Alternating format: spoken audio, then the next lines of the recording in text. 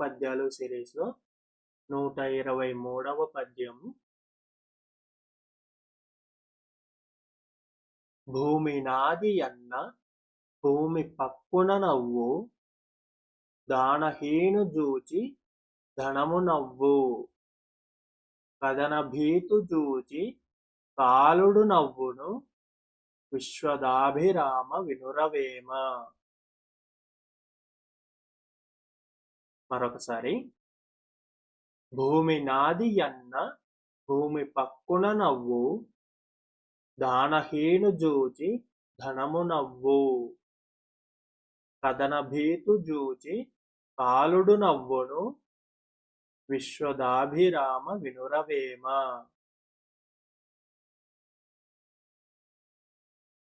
ప్రతిపదార్థం. భూమి నాది అన్న, ఈ భూమి నాది అంటే భూమి పక్కున నవ్వు, భూమి పక్కున నవ్వుతుంది అట. ఎన్నాళ్ళని నువ్వు జీవిస్తావు ఈ భూమి మీద, నువ్వు ఎప్పటికి మళ్ళీ ఈ భూమిలోనే కలిసిపోవాలి. అలాంటప్పుడు ఈ భూమి నీదెందుకు అవుతుంది? నువ్వు ప్రాణంతో ఉన్నందువల్ల మాత్రమే ఈ భూమి మీద నివాసం ఉంటావు, అనుభవిస్తావు. తర్వాత చనిపోయి నీ శరీరం భూమిలో కలిసిపోతుంది, కానీ ఈ భూమి ఎప్పటికీ నీది కాదు అని చెప్పి భూమి నవ్వుతుందట. భూమి నాది అన్నవాడిని చూసి. దానహీను జూచి ధనము నవ్వు. దానహీనుణ్ణి అంటే దానం చేయకుండా ధనం మొత్తం తన వద్దే దాచుకోవాలి అనుకునే పిసినారిని, లోభిని చూసి ధనం నవ్వుతుందట.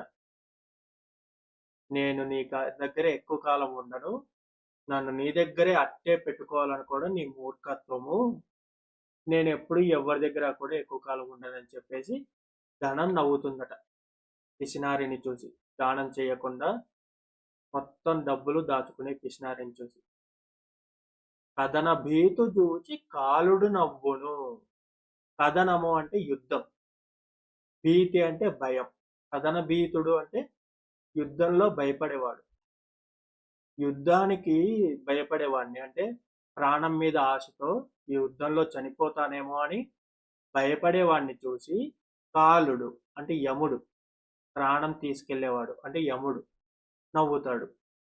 నువ్వు ఎల్లకాలము ఇలాగే జీవించి ఉండవు, నువ్వు ఎప్పటికైనా చావాల్సిందే. అదే యుద్ధంలో ధైర్యంగా పోరాడి వీరత్వంతో చనిపోతే అది నీకు కీర్తి కదా, నువ్వు ఇలా యుద్ధాన్ని చూసి భయపడుతున్నావు అని చెప్పేసి యముడు నవ్వుతాడట. భావం. ఎప్పుడు పోవునో తెలియని శరీరం గల మానవులు ఈ భూమి నాది అన్న భూదేవి నవ్వుతుంది. దానం చెయ్యని వాని వద్ద ఉండే డబ్బు నవ్వుకుంటుంది. యుద్ధం అంటే భయపడు పిరికి వాణ్ణి చూచి యముడు నవ్వుతాడు.